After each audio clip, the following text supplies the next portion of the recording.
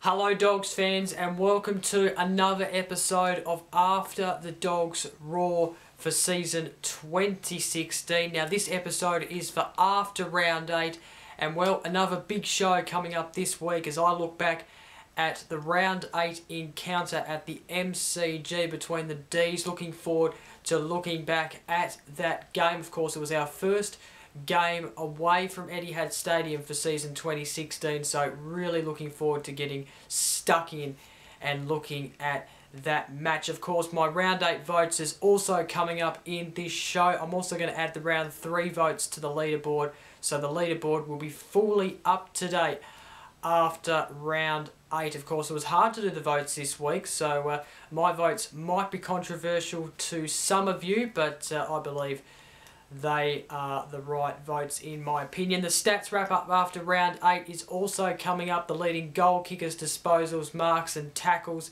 Going to be interesting to see who's leading what after round 8. Also going to be looking back at our VFL encounter v Port Melbourne at their home ground, North Port Oval. Of course, I'll look at the VFL ladder as well as looking towards next week's VFL match. The Bevis burning question also coming up again this week, and I'm also going to be previewing round 9 v the GWS Giants. Now you might notice that questions in 3 minutes isn't on the episode agenda. I've replaced it for this week only with game day photos from the fans. Looking forward to seeing all the wonderful photos that all you people have sent in to me, and I'll be showing them off at the end of this episode. Now, so of course on Sunday afternoon, our first of 4 straight Sunday mid-afternoon games. Of course, we've got GWS next week and then Collingwood and West Coast on the same time slot.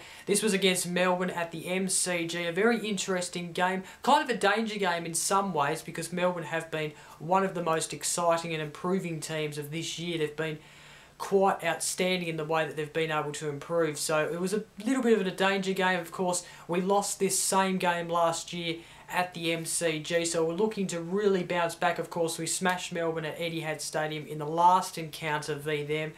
It wasn't such a bright start because they kicked the first goal, but then we were able to kick a couple back. And yeah, it was a really good game, I thought, by the boys.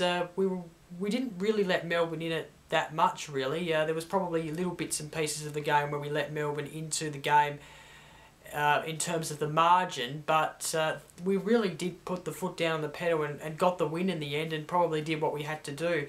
At quarter time we led 5-5 to 2-2 Melbourne. At half time was 8-9 to 5-5, so we led again. We led at 3/4 time 12-10 to 7-9, and then in the end the final score, Melbourne 12-10-82, defeated by our Dogs side 17-12 114. A good result there for the boys, I thought.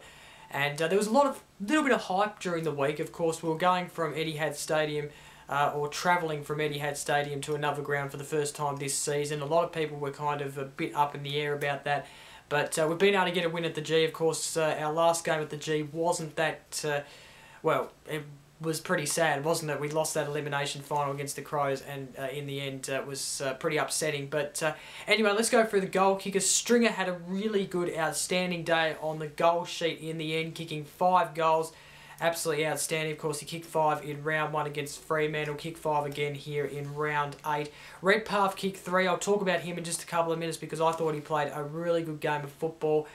Picken kicked 2 as well as Dixon, and we then have McLean, Liberatore, Wallace-Dale and Hunter kicking singles each for the Dogs. And the best players here on the match report on the AFL website: Bontempelli, Liberatore, Hunter, Dalhouse, Boyd, Pickett and Stringer, all getting in the best players for round 8 v the D's. Redpath is really performing well in this this side in the 2 weeks he has been in the side. He's pretty much taken Tom Boyd's place for now. Of course, Tom Boyd probably expected to come back this week or be available. We'll probably have to go back to the VFL and try and stake a claim of why he should be in the side at the moment, because Redpath is actually doing really well. Of course, Tom Liberatore had a really good day as well, and there was a couple of others. There was a lot of players that actually had a really good game and really had an influence on the game for our side. So I thought it was a good game. I thought we did what we had to do and we won. Of course, there is, you know, a couple of little things to take out of the game. Of course, Fletcher Roberts, did he perform to his highest in this game? Of course, a lot of people I know have been criticising him on the forum, and you've probably got a right to do so, that's for sure. Of course, Williams debuted in this game as well. He had a pretty interesting and good debut from him, so he got a few touches and went okay for his first game. So, yeah, over 39,000 attending the MCG. Let's get straight into my votes. Okay, time to have a look at my round 8 votes for the Best and Fairest award here on After the Dogs Raw. Very hard to pick the votes this week. There was probably about 6-7 players who actually deserved at least one vote, but I can only give 3, 2 and 1 votes to, well, 3 players. So this is how I have, this is what I've come up with. I give 1 vote to Jake Stringer. I thought he was outstanding in the back end of the game. He was pretty good for 4 quarters of football, but I think the second half he really came alive. I thought I was going to have to give Redpath 1 vote because he was pretty good in the first half, but Jake Stringer just really lit up, and he kicked 5 goals in the game, had a good influence on the game and a good influence on the scoreboard. So I've given him 1 vote. 2 votes went to Lachie Hunter. He had the highest disposals, or was one of the highest disposal players of the game. He had a good game like he has been the last couple of weeks. I've had to give him 2 votes, and I had to give the 3 votes to Tom Liberatore. He had, what, 19 tackles in the game. That's equaled the AFL record or something for a game. That's unbelievable. That's stunning in itself. But it's not just that I gave the votes. It's not just because of that I gave the votes to him. It was actually a number of other reasons as well. He was just such an influence on the game. Had good number of kicks and disposals, and he you know, if you're doing tackles, disposals, having all these kicks and handballs, then you're going to get the votes. So Tom Liberatore, for me, he got the 3 votes. Marcus Bontempelli, very unlucky to miss out on my votes for this week. I wanted to fit him in there, but I just thought these 3 players had a slightly better game than him. He had a great game though, and he did get in the best players as I saw, but for me, unfortunately, I just couldn't slot him in there, but he had a good game, that's for sure. And there was also Dalhouse as well, and also Wallace played a good game as well. He had a pretty good game, pretty outstanding game. There was a couple of others as well that had a good game. Redpath, as I mentioned, I thought he was pretty good in the forward line taking those marks. So there's a few unlucky players to miss out on the votes, but they are my votes for round 8 for the Best and Fairest award here on After the Dogs Raw. And I'm quickly going to add the votes in from the round 3 match v Hawthorn. Of course, I wasn't doing the show by that point, so I didn't do the votes back then, so I'm doing the votes and adding them now.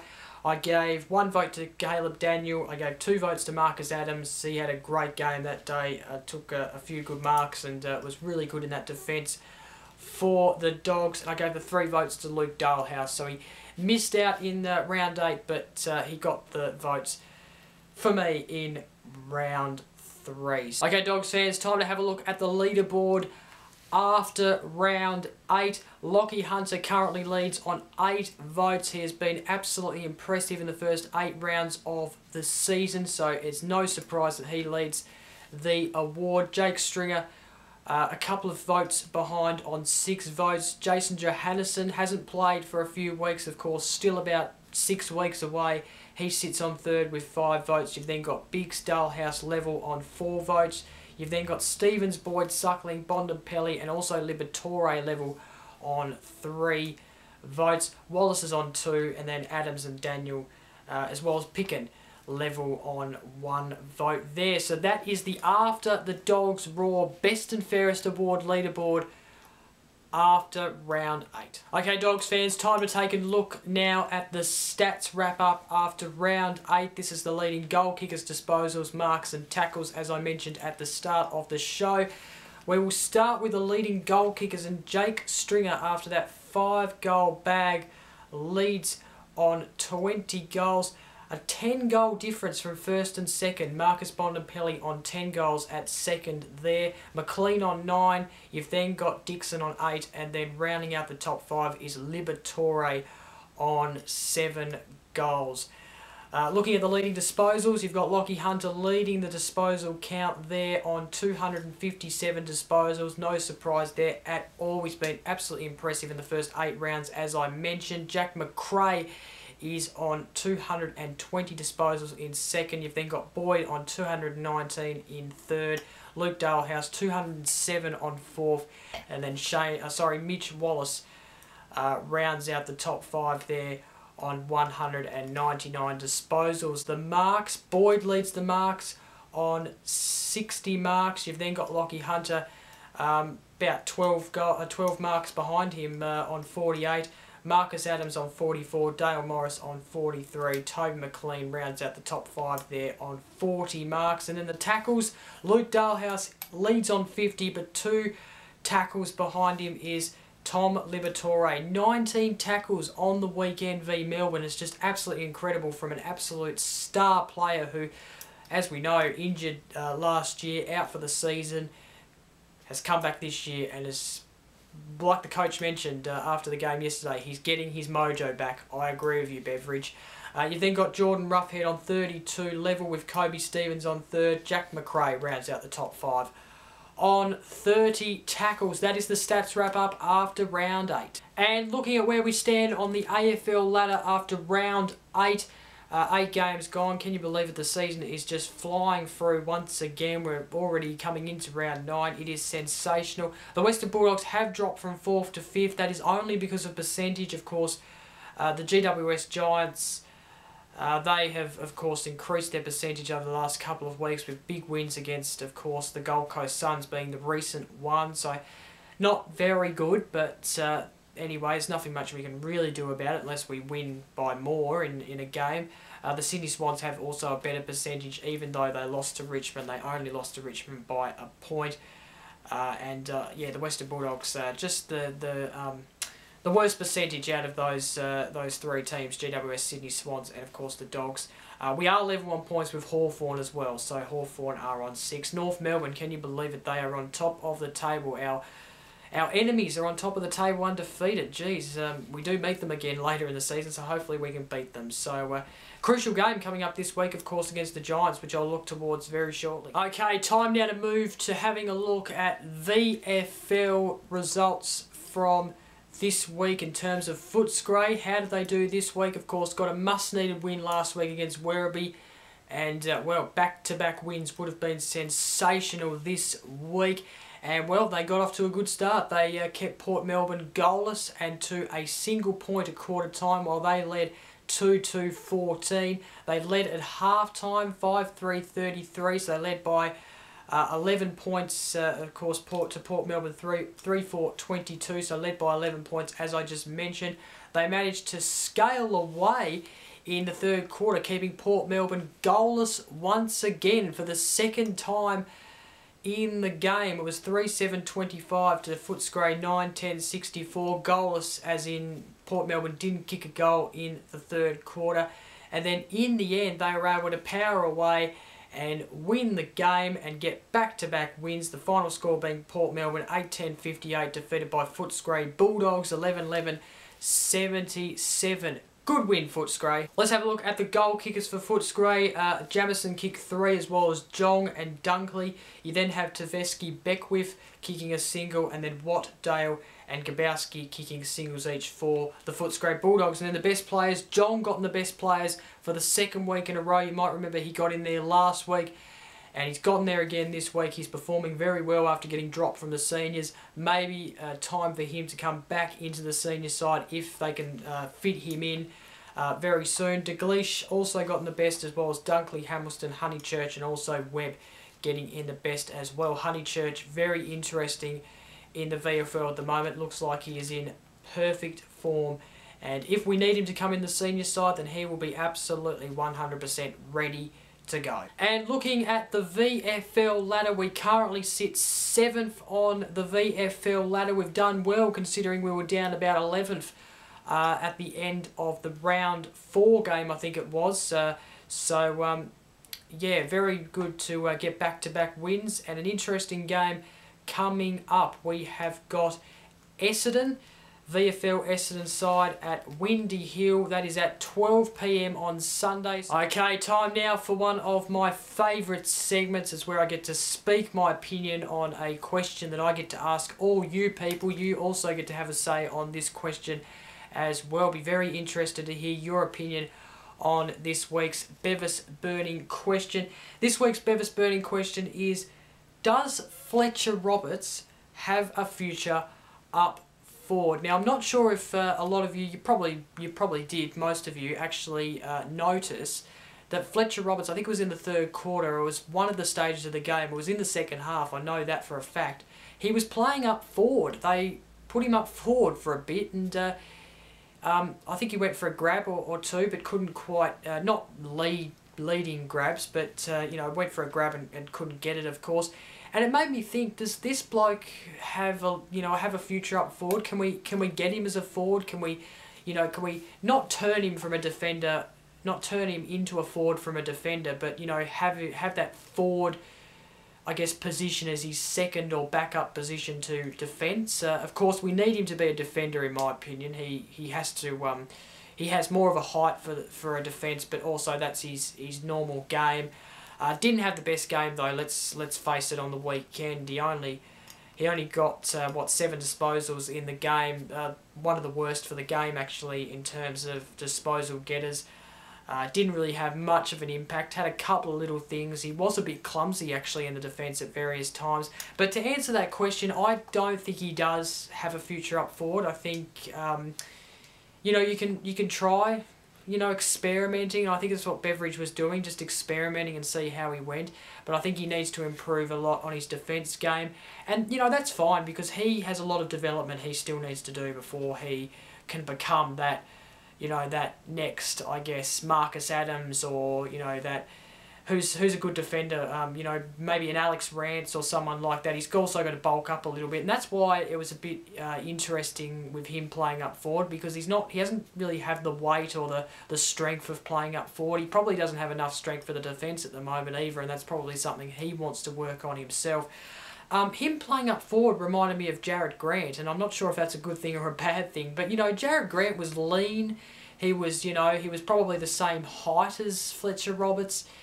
Probably the same, kind of grab technique as what he was doing in the forward line. So, yeah, it's an interesting thing. I personally don't think he has a future up forward, not yet anyway, because he still needs to develop his defensive game before he can go up there and make an impact. And besides, there's a lot of other, players that have, a bigger strength kind of attribute to their game than what Fletcher Roberts does. So let me know your thoughts. It's an interesting prospect. It was interesting and kind of surprising seeing him up forward at various stages of the game. And that's fine. Beveridge likes to experiment, and I totally agree and totally back him on that. But I just think that Fletcher Roberts doesn't really have a forward future, to be honest. Defensive is what comes first for me. Let me know your thoughts. Really interested to hear your thoughts. Okay, Dogs fans, time to have a look at this massive game at Spotless Stadium. Our first game out of Melbourne for the year. That's right, out of Melbourne. We're going onto a plane, or the team is anyway, going onto a plane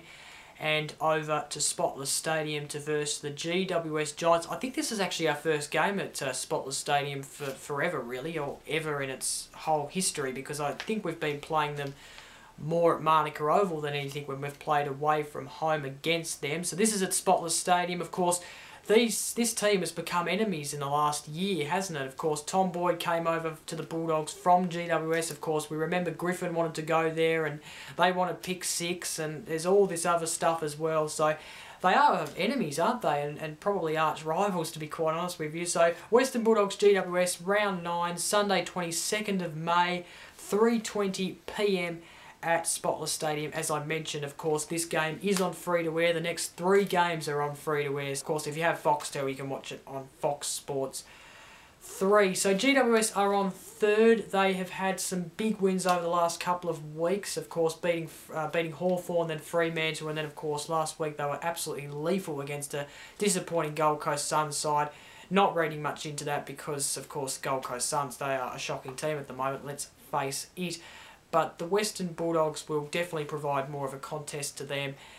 And, yeah, it'll be interesting to see if Marcus Adams comes back this week. I'm not certain that he will. I think he might miss just one more week. But I hope he's there because I think Cameron and players like that, of course, Johnson has become an interesting player for them. Of course, Griffin and Ward as well in that midfield can provide the goods. Of course, former Western Bulldog players there.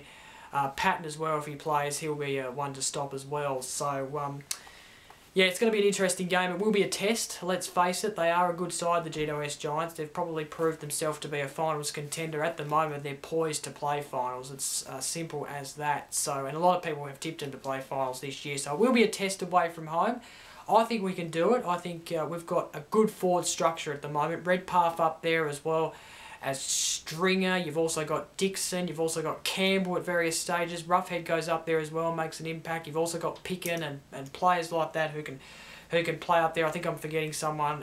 Dalehouse, did I say him? Yeah, you've got him up there as well. And you know, we've got a good forward structure. Our midfield's relatively good at the moment. Of course, Liberatore in great form. Hunter there as well, driving it up the middle or driving it to the forward line there. Like he does. Wallace is in good form as well, and then our defence is okay as well. It's going to be interesting to see if Fletcher Roberts maintains his spot. Whether Hamling comes in or even Collins to make his debut will be very interesting indeed. And of course, like I mentioned, Marcus Adams, obviously we're waiting to see if he will return to the side this week. I doubt that Matthew Suckling will. So that is our round 9 clash. The Dogs v GWS Giants. I cannot wait. Go Dogs. Okay, Dogs fans, time to have a look at all the photos submitted on the game day photos from the fans this week. Now, this is a special segment that won't be every week, but it will just be on various games, or possibly just for this week. It's obviously replacing questions in 3 minutes for this week, and that will happen every so often. So, hope you enjoy just having a little bit of a change each and every week from the regular segment questions in 3 minutes. That will be back next week though, so make sure you ask your questions next week to me for me to answer them on questions in 3 minutes. So let's have a look at the entries. We've got Chris who has sent 2 photos in. Of course, the first one, him sitting at the MCG with his kid. Very good to see. And also the second photo is of him and his kid on the ground, so that's fantastic to see. The kick-to-kick is absolutely fantastic, isn't it? It's a great inclusion to our game from the AFL, and same with the Sunday Fun Days or whatever it is, or where kids get in for free. It's a fantastic thing for the AFL to do. So good stuff there, Chris. Great photos. Enjoy looking at them. I've also got Kelly Bakes. She has commented a photo or posted a photo with her absolutely kitted out in Western Bulldogs gear. That is so good to see. The hat looks absolutely great as well. I love those kind of hats. They are very funky and very different, aren't they? So great stuff there, Kelly. I have got also some photos here from Amber Rachel. She's got one here with the MCG in the background. Absolutely stunning ground, isn't it, the MCG? Haven't actually seen the Western Bulldogs play at the G ever in my life. I've been to the G, I've watched a few games at the G, but I've never seen the Dogs play at the MCG. So I'll be doing that in 2 weeks though, against Collingwood, so looking forward to that. But very good there. And she also posted another one at half time with the players, when the players come back out onto the ground at half time with the boys running out there in the background. So brilliant stuff there, Amber. Great picture. And then the last but not least, I'm not sure if this was taken on game day, but I'll include it anyway. Daniel has this is a photo of someone in the old Bulldogs Guernsey. Not sure where this is, but anyway, I'm sure Daniel can tell us more about it. But good stuff, Daniel. Great photo, and good for a laugh. So yeah, that's the game day photos for this week. Round 8 v Melbourne. It was good looking at some of those photos actually, and would love that to happen a bit more on this show, possibly a regular segment, who knows. Let me know your thoughts. And that is it for this episode of After the Dogs Roar. This is episode after round 8. Don't forget to like, comment and share this video. Don't forget to subscribe, and don't forget to join the Western Bulldogs forum if you haven't already and you're a dog supporter, because that's where you can interact with me. I post various things that are exclusive to the forum, and it's also where you get to interact with other people in the forum also. Have a bit of arguments on various topics and give your opinion. It's a fantastic place to be, especially if you're a Western Bulldogs fan, member or supporter. Thank you very much for watching this week's episode. I'll be back next week with another episode where I'll be reviewing the Western Bulldogs v GWS Giants. Until then, I'm Jacob. Enjoy the game this week. Go Dogs!